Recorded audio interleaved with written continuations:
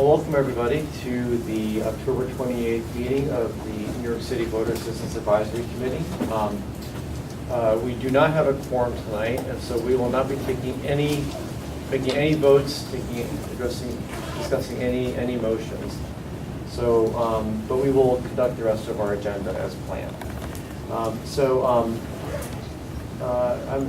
have a couple of quick announcements. Number one is, as those of you who followed our work for the past year or so know, we have an amazing voter engagement app, nycvotes.org. So if you're on a mobile device, go to your web browser and type in nycvotes.org, and you'll be directed to our mobile app, which will enable you to sign up for notifications, to find out who's on the ballot, where to vote, how to vote, when to vote, etc. Congratulations, Eric, wherever you are, and the rest of the team for making this happen. Very pleased, and we're also going to be rolling out additional features and functions over the coming months into 2015, which will include also a web presence and also candidate contribution tools. So with that, final second thing and the most important thing, next Tuesday is Election Day. Please vote. If you have any questions on where to vote or how to vote or when to vote, go to your mobile phone and type in nycvotes.org. So with that, I'd like to turn it over to Amy Lopress, our Executive Director. Thank you very much. I just have a few things to report on. First, last week Art and I testified at a City Council hearing, the Committee on Government Operations hearing on the pro-voter law agency-based registration and the administration's compliance with that law. We were happy to give testimony on 2 different bills that are under consideration by the City Council. In that vein, also last week, the Pro-Voter Coalition, which is a coalition of good government groups, released a report on the city's compliance with that pro-voter law. So I encourage everyone to go and take a look at that report, and also at the testimony that was given by the administration on the ways that they're taking the initiative to better comply with the intent and rationale for the pro-voter law. Next, also, I want to report that we have established and had the first meeting of our nonprofit, the Fund for NYC Voter Assistance. In the short term, we anticipate that this will mainly be a conduit for fund grants that we receive on various occasions for voter engagement initiatives. So I want to commend Chris Holdenberg, who did most of the work in setting up that nonprofit, and we have filed an application for 501c3 status with the IRS. But those of you who are familiar with that process know it is not a quick process. And finally, I want to report that we have published an online voter guide for this year's general election. There are a couple of novel things about this. It includes information about the three ballot initiatives that are on the statewide ballot for this year. It includes the summary of what those initiatives are, reasons to vote yes, reasons to vote no, as culled by our staff from various sources about those different initiatives. People always forget to vote on those. They're on the back of the ballot, so turn your ballot over when you go to vote and look for them on the back of the ballot. Also, the online voter guide for the first time has the whole site locator in all of the 5 covered languages. That was a lot of work. I commend our communication staffs headed by Elizabeth Upp for doing such a great job on pulling together that online voter guide, and Catherine Loving, who our legal staff, who did all the work on writing the reasons to vote yes and no and the summaries of the ballot initiatives. So I commend everyone to look at that. For information about that, it is on our website, nyccfb.info. Thank you. Sure. You said that the pro-government coalition report, where can it be found? Oh, And then also, and another question, is the voter assistance guide being mailed or is it just online? the voter guide is just an online guide this year because our mandate is to mail it in city elections, and so in non-city Okay. elections we vote it. I have to, let me look up, and I will get back to you with the information about where where that report is. I should write Thank it you, down. thank you. Okay, thank you, Amy. Let me turn it over right now to Anita Coward-Mayers, the Director of Voter Assistance. Good evening, everyone. I have a couple of things to talk about. On Thursday, we will have the 6th Annual Youth Poet Laureate Competition. It's going to be held, like I said, Thursday, October 30th at 7:30 p.m. We're continuing our partnership with Urban Word, NYC, and also our partnership with Lincoln Center. The event will be hosted by Lincoln Center at the David Rubenstein Atrium. We hope that everyone will come out. And Lincoln Center is really, literally rolling out the red carpet. They are putting a red carpet out this year and a step and repeat. And most importantly, we have 16 new students who are going to be competing in our voter-themed spoken word competition to energize young people around our city to explore their voice. And I'd like to thank Cheyenne Sapp, our youth voter coordinator, for working very diligently on this project. Also, we're expecting City Councilwoman Helen Rosenthal, who will be presenting a proclamation. And guest appearances will be by activist and writer Kevin Powell and the New York State Poet Laureate Marie Ho. So I look forward to seeing everyone. The other thing is, as Amy mentioned, with Local Law 29, which is the agency-based voter registration program, Mayor de Blasio on June 11th, 2014, signed and issued a directive number 1, and directive number 1 does mean it was the first one, so it's really wonderful that that was one of the first things that he did. And the intent is with the goal of strengthening Local Law 29 and the agency-based voter registration program. Since that time, we've been meeting with his team as well on ways to further strengthen the work that the agencies do in the most efficient manner, including increasing voter registration efforts at their locations. Here at the Campaign Finance Board, working with the communications team, we are creating tools that will help to train the staff members at the agencies and enhance their voter assistance programs. This will include scheduled webinars, downloadable presentations, brochures, and annotated voter registration forms. So NYC Votes will work with many of the agencies. As Amy already said, we testified last week, and I'd like to thank Stuart Armstrong, who heads our interagency relationships, for the work that he has put into this project. Thank you. 2 more things. National Voter Registration Day, yay!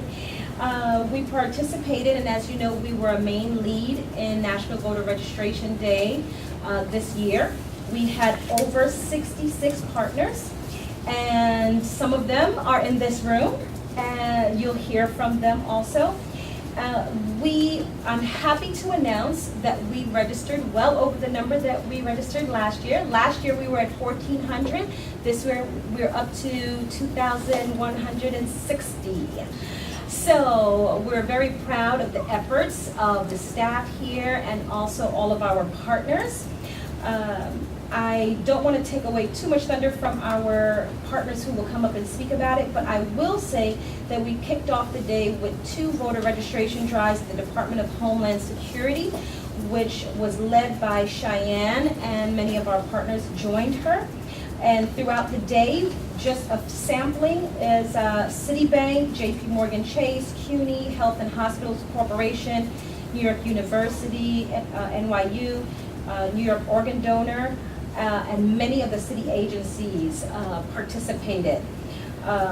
We worked with the League of Women Voters because we had 3 signature events. One was at City Hall Park with the League of Women Voters. and volunteers.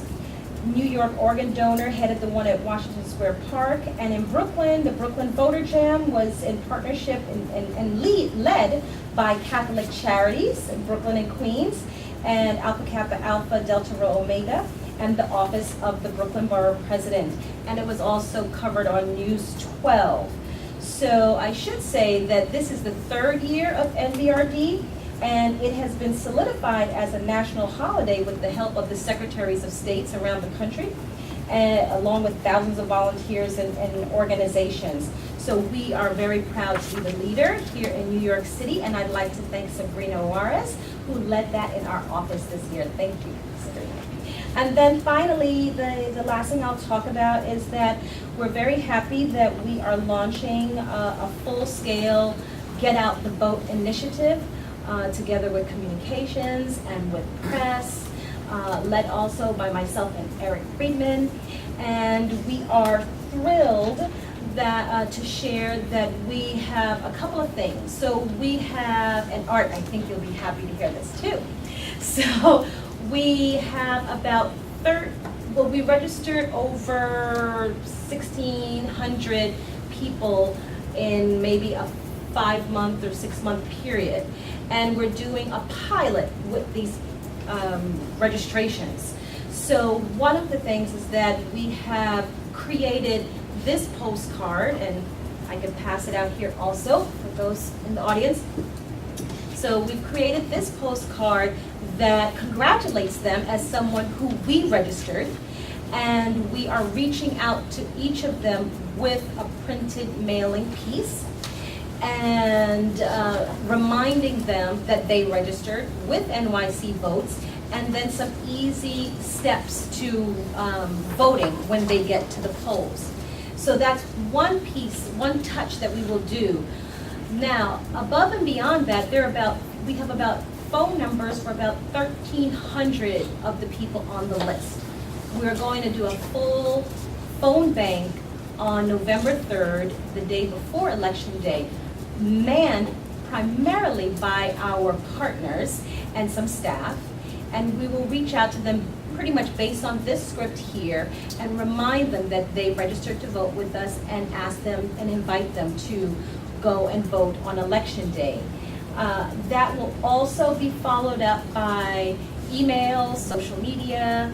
So we are really trying to track those people who we touched this year and hope that we will yield results that will make the city happy. So I thank everyone who's involved in that effort. That's a lot of the people sitting in this room. And that is my report for now. I have submitted testimony from one of our partners who could not make it today, but I put it in your packages as well. Perfect. And I have one question for Anita. So are we also collecting email addresses? We are. So we are going to do emails. We have less of those, but we're definitely, those who we collected will also receive a message as well, similar to We have this. fewer email addresses because people aren't filling them in? Correct. Really interesting. That or some of the forms that the BOE gave in the beginning of the year Right. didn't have email capability. But now Right. moving forward, they Right. will. And we asked them, we go back and ask them to put it in. So even in some of those, they just Right. kind of filled it out somewhere on the form. Right. But yeah, there are less emails. Thank you. And I checked for that report, and it was done by the Center in Coalition, one of the coalition partners was the Center for Popular Democracy.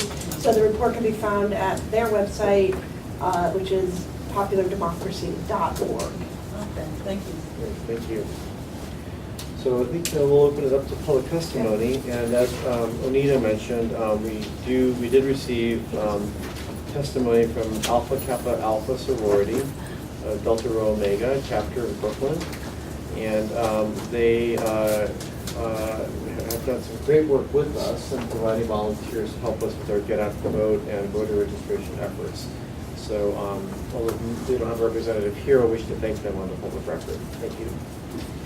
So we have a number of people who are, who have agreed to testify, so I'm just going to call them up in the order that that we arranged to talk about National Voter Registration Day. We have Patrick Callahan, who is the Community Director for Catholic Charities of Brooklyn and Queens.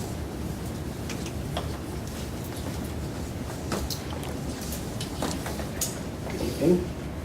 As you said, my name is Patrick Callahan. I'm the Community Project Director with Catholic Charities of Brooklyn and Queens. And this past September 23rd, we were proud to partner with NYC Votes in celebrating National Voter Registration Day. Along with NYC Votes, Catholic Charities joined Alpha Kappa Alpha, Delta Rho Omega Sorority, the NAACP Brooklyn Chapter, the NYC Parks Department, and the Office of the Brooklyn Borough President to host the NYC Brooklyn Voter Jam in Columbus Park, which is also known as the back steps of Borough Hall. Our goal was to increase the number of registered voters, and we did just that. 55 new voters registered. Even more people took forms away with the intention of returning them directly to the Board of Elections. To draw people in, we had a DJ, giveaways, and a variety of speakers who highlighted the importance of registering to vote. As Election Day approaches, we are committed to continuing our partnership with NYC Votes in promoting Get Out the Vote efforts and sending voting-related messages to the populations and communities served by our agency. Catholic Charities Brooklyn and Queens has nearly 180 programs and services throughout the two boroughs. We operate programs that assist the elderly, children, families, the mentally ill, and the developmentally disabled. As part of our mission, Catholic Charities is committed to affirming the dignity and value of every person, especially the most vulnerable members of our diverse society. To that end, we recognize the critical importance of participation in the political process, and that voter registration is fundamental. Each of our community centers is equipped with voter registration forms, and each new intake offers consumers the opportunity to register or update their voter information. Working closely with NYC Votes, our communication department regularly sends out reminders and updates via Facebook, Twitter, and our own listserv, where we have shared the voter guide and voter spotlights. We believe it is necessary to work collaboratively to empower folks to create change in their communities. Without real systemic change sparked by the election of good candidates, Catholic Charities programs and services offer a mere band-aid to the gaping wounds of poverty, homelessness, hunger, and unemployment. And without registering to vote, and then actually voting, it is nearly impossible to compel our elected officials to lead that change, regardless of how obvious the need may be. We have treasured the opportunity to partner with NYC Votes in increasing the number of registered voters in New York City, making sure that people have accurate, up-to-date information about candidates in their poll sites, and most importantly, laying a solid foundation for the people to make a difference in the city that we all love. Thank you. Thank you very much. Can I just add that with Catholic Charities and Patrick, it was a training that we started where we called our partners in. So it really takes a lot for someone to rise up and say that they will lead an effort. And Patrick really took that on and decided that he wanted to handle a project in Brooklyn and to work to bring in other organizations that were there. So I really want to thank you for leading that effort. Thank you. And I will just add, I could not have done it without Sabrina. I know that's right.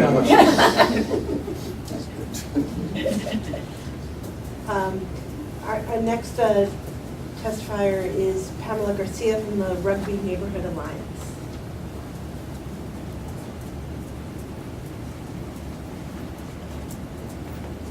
Hello, good afternoon, everyone. My name is Pamela Garcia from the Rugby Neighborhood Alliance, and our organization was able to partner with New York City Votes to be able to gather our constituents and those in the community to essentially be able to register them to vote. Alongside the League of Women Voters New York City, we were able to register 52 New Yorkers. And that was exciting because it was at City Hall Park, and we were able to do outreach right then and there. And that was one of the most things that were important to all of us as partners. We wanted to be not only direct, but also influential in trying to engage those who were registered and needed to update their registration via address change, or they were not registered and wanted to be able to register. So it was exciting in that capacity. We also were able to register an additional 15 people at a Brooklyn train station. And that was via the training that Ms. Juarez was able to implement prior back in August. Longing to lead, Ms. Juarez said you don't have to do it alone. If you come and get the training that's necessary, you'll be able to be much more successful. And so, confident in that training, we decided to spend an additional 3 hours after 4 hours at City Hall Park to register more people directly at a train station. Ms. Words was able to equip us with a toolkit that had various ideas, creative suggestions, and so not only did we feel confident, but we were successful. We managed to tell people where to go to vote, and we also were able to let them know that their vote matters and why it counts, and that it was National Voter Registration Day for a lot of them that were not aware. We gave them stickers, and we expressed to them that upon their voting, they would also be able to ultimately change their community. So it was very exciting in that retrospect, and I would love to do it again. Thank you. Thank you so much. Sorry, I'm not gonna be able to help myself. But, I wanted to thank her also because, most of the people who you're gonna hear come up are part of, really organized, large groups. And Pamela, I don't know how she found us, but she showed up at a meeting and we were happy that she was there. And she put everything into, being an individual representing her small group. She was willing to just go wherever, as she said, Sabrina's training took her. So, thank you very much. Thank you. Next, to talk about about one agency's experience with agency-based voter registration, we have Paul Williams from the Administration for Children's Services, sorry. Good evening. Thanks for giving me the opportunity to testify today. I want to talk briefly about what happened at ACS over the course of the week leading up to the voter registration week. What we did, we launched a robust campaign by having a number of signage and posters prepared. We sort of had like a mini station where, as you entered our main office at 150 William Street, people could see what was going on, read information about voting and so forth. We had our security alert people who were coming in. Our interns, our young interns were there. We encouraged them to vote. All the participants who came into our office, all our clients, so to speak, who came in to access any sort of service, whether it was homemaking or housing, they were encouraged to vote as well and given voter registration forms. We partnered with your office to ensure that our frontline staff got sufficient training and proper and accurate information to provide for individuals and persons as they entered our building, so they would have the information about voting. We set up our stations, as I mentioned, on numerous floors, because we have our DCP on the 4th floor, we have our housing on the 8th floor. In addition, we had 2 major signage stations located on the 1st floor, the lobby of our building. Now, I just want to talk to you a little bit more about my baby, the Housing Academy Collaborative, and what we've been doing. Each session that we have, and Cheyenne has been quite instrumental in really assisting us. We sort of connect voting to empowerment. And for a lot of young people, they don't realize how the connection, or that there is a connection, even to their foster care status or the people who make decisions about their lives. So we sort of make that a connection, and then we ask the question as well, how does the mayor get his job? Who elects, for example, the commissioner to ACS?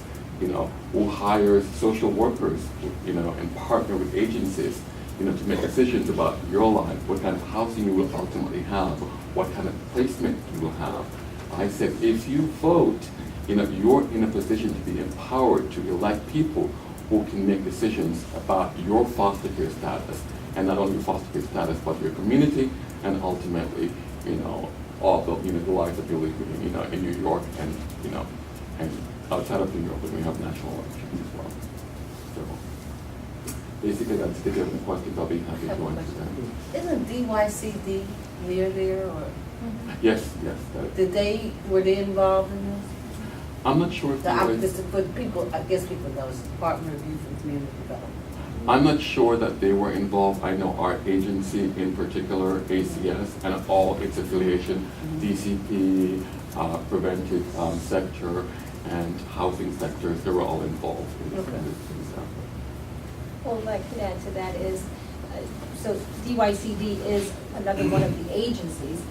And so under that, it falls under Stewart, but Stewart and Cheyenne and actually Sabrina kind of work together on that agency as well. So Cheyenne still offers training at DYCD, and our interns have gone and registered over there as well. So they do something similar.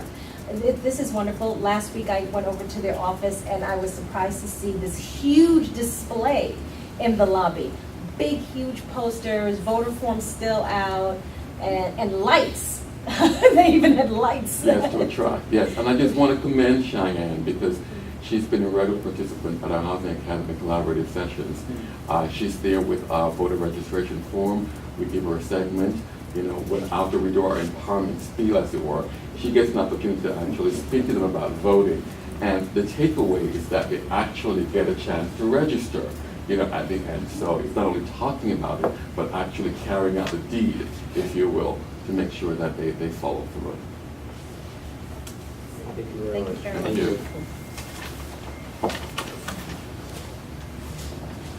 So next we have this is going to challenge my ability to pronounce people's names. John. I'm right here. The program manager for the National Association for Latino Elected and Appointed Officials. Would you repeat your name? So Yes, so my name is John Del Iomini. I know it sounds a lot different than it looks on paper. It's just the phonetics of Italian. So like was mentioned, I'm with the LA Educational Fund. You know, we also participated on the National Voter Registration Day efforts with New York City Votes. In Central Park, we were giving out bilingual information in English and Spanish. You know, this year, in terms of our voter get out the vote efforts, again, we'll be leading this nationally.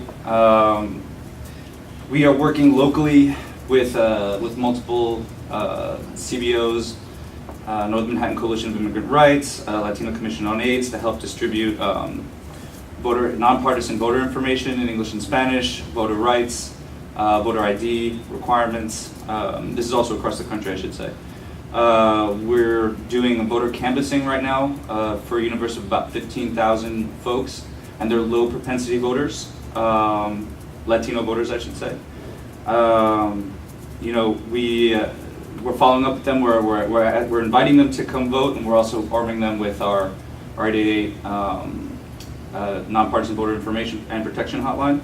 We're also working holding election day protection regional call centers. Again this year, we'll be doing that at Davis and Polk in collaboration with Election Protection and API Vote. And we'll be doing that on Monday the 3rd and on Tuesday the 4th. All day we'll be giving out information, recording anything you know, that needs to be addressed. You know, we also ask if folks want to volunteer to please contact me, John Deglumini, JDEGLIUOMINI@naleo.org. You know, we're always looking for volunteers, bilingual volunteers. That's also in conjunction with Latino Justice and Common Cause, the call center that we'll be doing here at Davis and Polk. We'll also be doing a voter protection poll monitoring training on this Sunday, November 2nd, with NYC. So folks, please feel free also to come out to that. We also have created a new application to go along with our VAAC campaign.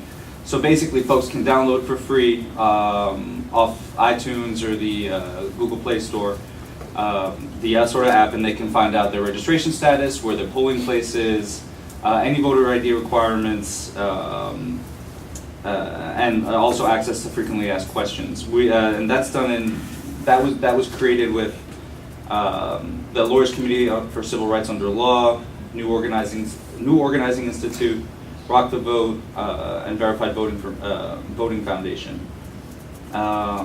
Lastly, we're also promoting our poll monitoring toolkit through our website, through our main NALEO website, naleo.org, in English and Spanish. It includes, polling place checklists, how to identify irregularities, things to look out for, frequently asked questions, and again, that's all in English and Spanish. And that's really it from me. Thank you very much for allowing me to speak. Thank you. I actually have a question. Shoot. Out of the, in your voter protection efforts and education, and the work that your organization, along with all these other fantastic organizations and law firms like Davis Polk, are there certain patterns that you're seeing as far as what type of challenges people face when they go to the polls? This is just personal experience from the last few times that we've done this. A lot of it is folks not being able to find themselves registered on the books once even though they know that they registered, they voted a few times. Being turned away because of maybe because an ID doesn't match the name that's on the voting list. One of the examples was somebody got married and she never changed her last name with the Board of Elections, and she was turned away. This was a few years ago. It's usually stuff like that. But most of the calls that we've been getting, I'd say probably the vast majority are just information. Where do I go to vote? Am I registered? That kind of stuff. But we do take care to follow up with any of the voter protection stuff. Right. And so, with this election that's coming up, or the primary, do you keep records of what the challenges that people face, and then? Yeah. So we do. We do have our operators have a database that they're supposed to fill out. Right. They're supposed to ask the callers all these questions, and they're supposed to flag anything that might be a voter protection issue immediately up to their supervisor, and that goes all the way up through the channels to the headquarters at Election Protection, and we also follow up with the different counties. Okay.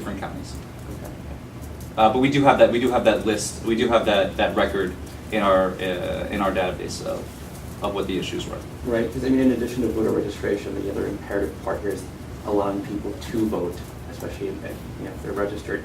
And so, I was curious as far as any information you might have for individuals who speak other languages, to people with disabilities or others, if they face greater challenges in getting to the polls. Outside of Spanish speakers, I really couldn't give you much insight. Based on my experience over the last few elections, those are the main issues that have come up. Aside from elections being printed in Spanish, that they're on one day and English on another day. Those are really the main things that have come up.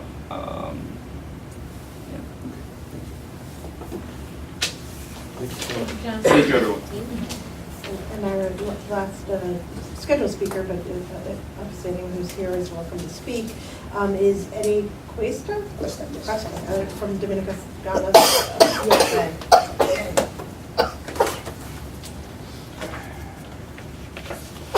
Bless you.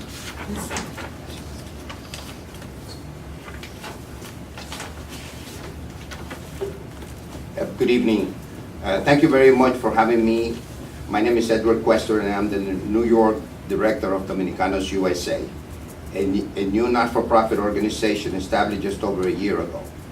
We're a nonpartisan organization dedicated to engaging the Dominican American community in the American democratic process. Our mission is to empower our community by registering, educating, and mobilizing voters, and helping Dominican Americans be active participants in our New York community. I would like to once again thank Onita, Howard Mayer, Cheyenne Sapp, and Sabina Juarez for allowing me the opportunity to come here and speak a little bit about our GOTV efforts and experiences. I would also like to add that we were part of the National Voter Registration Day, where we were able to register many new voters, especially in several community colleges, and also a major commercial strip basically in North Manhattan and the Bronx. The focus of our efforts to get out the vote has been the over 30,000, mostly Dominican American voters that we have registered. These are voters that we have registered in the past year. About half of those people registered for the first time with us.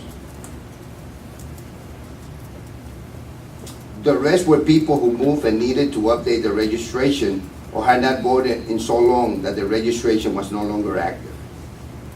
Given the migration pattern in our community, our registration have come about to 2 to 1 from the Bronx, despite working equally in Manhattan and the Bronx. Most are female and about 90% self-identify as Hispanic. In order to educate and mobilize our voters after we have registered them, we were able to knock on more than 55,000 doors and make over 100,000 phone calls during our June and September primary GOTV efforts, with more to come as we begin our third GOTV effort for these upcoming general elections. During June and September, we were also able to send out over 40,000 mail pieces with a reminder to go out and vote and providing a specific accurate poll site locations to our voters. As a matter of fact, just today we delivered over 25,000 mail pieces to the General Post Office to voters we have registered.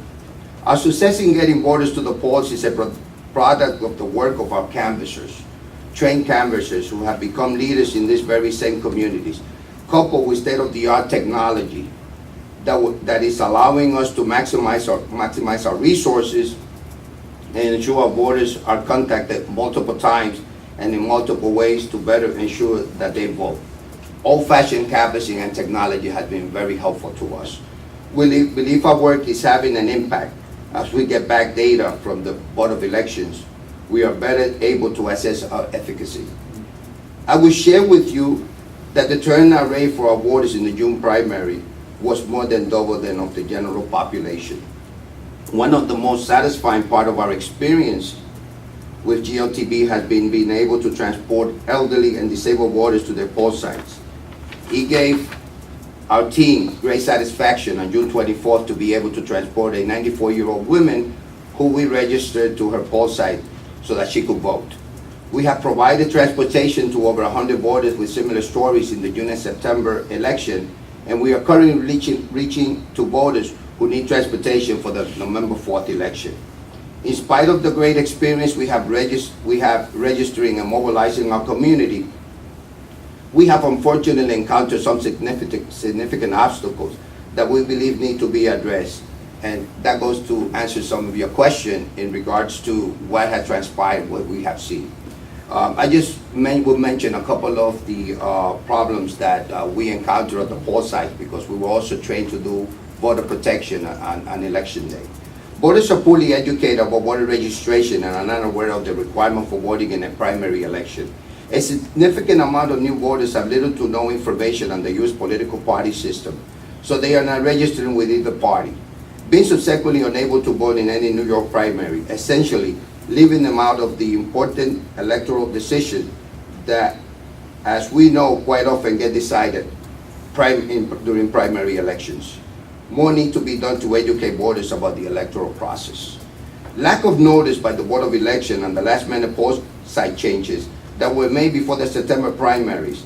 Dominicanos USA spent a considerable amount of human and financial resources encouraging folks to register and participate in the democratic process, as well as informing folks as to where to vote. How regretful it is for all of us to have a first-time voter or re-energized lapsed voter make the all-important decision to take the time of their day to make it to their polling site, only to be told it has been changed. Lack of sufficient Spanish language interpreters, poor accessible for mothers with strollers who were not allowed to use the elevators in some poll sites, lack of proper signage, lack of ethnic diversity of poll workers. Some of the specific cases were encountered were at 504 West 158th Street, the Community Health Academy of the Heights. At this poll location, the voter did not receive language assistance. More than one voter needed to be assisted by a Dominican USA poll watcher, since at the polling location there were no Spanish language interpreters. 202 Sherman Avenue, Washington Heights Academy. At this location, accessibility was a major problem. 3 mothers with baby carriages left because they were not allowed to use the elevator. They were instructed by the poll worker to use the stairs. They were not able to vote. Additionally, this location had issues with opening on time and proper signs. No signs were placed until 6:10 a.m. and chairs and tables arrived at 7:35. Also, they did not have official translator. Party's representative assisted voters. There was no information material in Spanish. This is just some of the few cases that we documented on that particular date, including in some poll sites, there was scanners that were not properly working. These obstacles, whether intentional or not, in the end act as a form of voter suppression. If an eligible voter can vote because of any of the aforementioned obstacles, it is in fact voter suppression. We must commit ourselves to minimizing and even eradicating all forms of voter suppressions. Dominicanos USA stands ready and able to work with the Board of Election, the New York City Campaign Finance Board, and any and all willing partners in effort to secure voter protection. We're in this for the long haul and are ready to roll up our sleeves to do our part. I trust all of you are ready to do yours. And I just want to add that this is so important, and we're going to be supporting this effort because we have a team of canvassers that are today knocking on doors, and we will add to make sure in those areas that we have worked very diligently that we could knock on their doors and make sure that they come out and vote. I just want to show some of the work that we have done. Basically, when we do our door knocks, we go in, we have touched most of these voters 3 times, apart from our state-of-the-art system that we use through Google Chromes, that we do the phone calls. And they all, experienced canvassers. Our office is in Oscars Community College, so that's been very helpful. And we provide, this was provided at the doors during the June 24th primary. I will leave some of this with you because I think it's so important. This was for the Tuesday, September 9th primaries. And this is our latest that we have developed, reminds to vote on November the 4th. We have also invested in marketing and advertising to the Spanish media, Diario, and other important radio, important media in terms of informing our community. Finally, we also, when I mentioned the mailer that we have put in the mail today, this was done in June 24th. We do it like it's an official mailer where we tell them that vote on June 24th. When they open it up, they could see specifically the poll site location. And if we are not aware, due to the fact that there were 23 poll site changes that were done in Northern Manhattan on the last primary election, we were able at least to provide a phone number to call a person in our office to provide them their poll sites. So we are here for the long run. We're also very grateful that part of our initiative in this project, we were very supportive of Anita, Cheyenne, who we, at the beginning a year ago, she provided us a lot of the material to train our canvassers. And we are very, very happy to be a partner with this important organization. Thank you, and if there's any questions, open to accept any questions. Are you keeping records of all these issues, and have you raised them with the Board of Elections? Yes, we are keeping records. I called just after the September 9th primary. I didn't know Mr. Ryan was part of this important advisory board, but I was told that to wait after the November 4th election for us to meet with him. We know he's very busy, so we hope, some of the findings that we have gathered will be submitted in terms of having some type of joint efforts, to better and making sure that our community and the people that we do such a great effort to register to vote are able to vote. Right. I would say some of the problems that was mentioned by John were very similar, where someone goes to the polling site, when they go to the enumerating district, they're not able to find their names. And we do have a state-of-the-art system through Catalyst, a firm in Washington, that is managing our data through another application which is called PDI. If I'm not mistaken, they are doing a lot of work for Rock the Boat. And finally, we also have developed this application called Amicus, which provides, and we are able to combine all of the data that we collect, the registered voters, and purchase the voter file from the Board of Elections. And we are able to monitor and figure out if there's a match or no match. We have done a lot of work in this, and we are very proud that we have also created jobs in the community in order to fulfill, the need of our community. Yeah, I think that's wonderful. The question I think I'm pointing at is if there's a pattern or practice that you're seeing between the primary, the June election, the June vote, and then September, and now going forward in November. It would be useful if you could provide us with information. Yes.